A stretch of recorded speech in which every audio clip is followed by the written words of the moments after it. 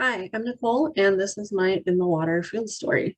So of course, it was my very first dive, collecting underwater large area imaging. On this dive, my dive buddy was in charge of doing the imaging, and my role was essentially to set up the plot and collect all of the necessary metadata that we would need for the plot later on. So we get down to the bottom, I start setting up the plot, my dive buddy starts collecting imagery. Once that happens, I finish setting up the plot, do a couple of other tasks, and then I get to I need to collect metadata underwater. So I pick up my slate with my data sheet ready to collect metadata, and I realize that I forgot to bring a pencil down underwater. So now I'm thinking in my head, what can I do? I can't write things down. There's some things that are really critical that we're going to need. Otherwise, this whole dive is a wash.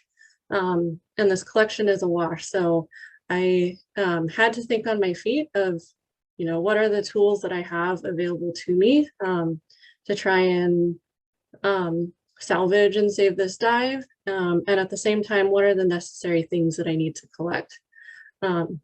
So looking around, I'm looking around, what are the things and tools that I have available to me? Well, fortunately, one of the first things that I thought of is that for the protocol that we have, one of the things that we install are these stainless steel stakes. And one thing that we do is on the tip of it, we kind of sharpen it so it comes to a tip, which makes it easier to hammer into the reef. So I'm looking at this and it's a sharp pointy end.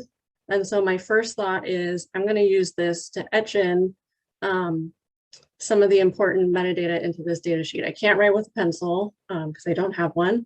So I'm going to use the next best thing, which is to basically scratch in the numbers and any of the things that I need that are essential on this dive. So then that takes me to the next point, which is what are the key pieces of information that I need to be able to collect on this dive so that we can get the most out of this data set.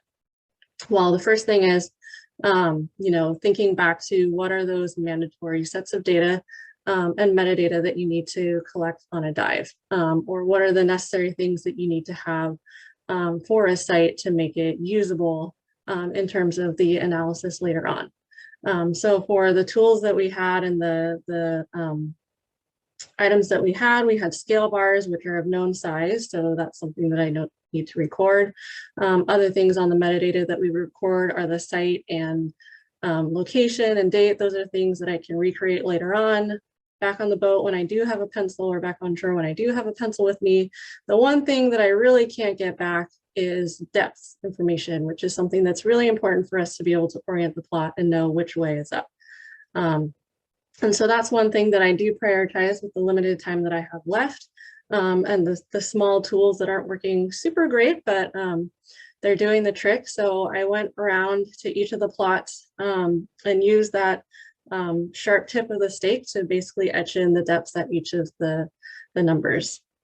And so what are some of the takeaways from this story? So the first thing is make sure you have all the gear that you need to get the job done. And so if you're forgetful, if, there's a lot of equipment, things that you need to remember to take down. So sometimes it can be useful to have these checklists, whether they're physical checklists that you're going through on the boat before you get in the water, or whether it's a mental checklist. One thing that I like to do is before getting in the water, go through like a virtual or an imagined rehearsal of the dive. I'm going to go down, what are the things that I need? I'm going to do this task first, what are the things that I need, and make sure that I have all that in hand. Of course, now that I've forgotten a pencil, one thing that I do is always make sure that I have spares of things. And so things that I keep on me day to day, especially if you're doing surveys one after another, things break underwater, even if you do remember to bring them something that's, fragile like a pencil with all the heavy gear. And moving around on boats can very easily break and you don't realize it. And so always having spares and backups of some of those little things that you can take with you. And then finally thinking of other ways to get around it. So that's not the first time it happened. Unfortunately, I wish I didn't have to say that, but that's not the first time it happened. But I think once it's happened, you start to realize what are other ways of troubleshooting. And so another way to get around this is, what are the other, thinking more of what are the other tools that you have at your disposal to try and salvage the situation. And so another way that I've gotten around this, not having a pencil underwater, is, another tool that you have is a camera. And so instead of needing to write things down, you can use that camera, whether you're an extra diver and maybe you bring a spare camera with you, just take fun pictures, or you can ask your buddy that's doing the imaging and has the camera to use it at some point during the dive. And at each of the markers where you do need to collect depths, you can just take a picture of your dive computer that shows the depth next to the marker and be able to recreate that later on.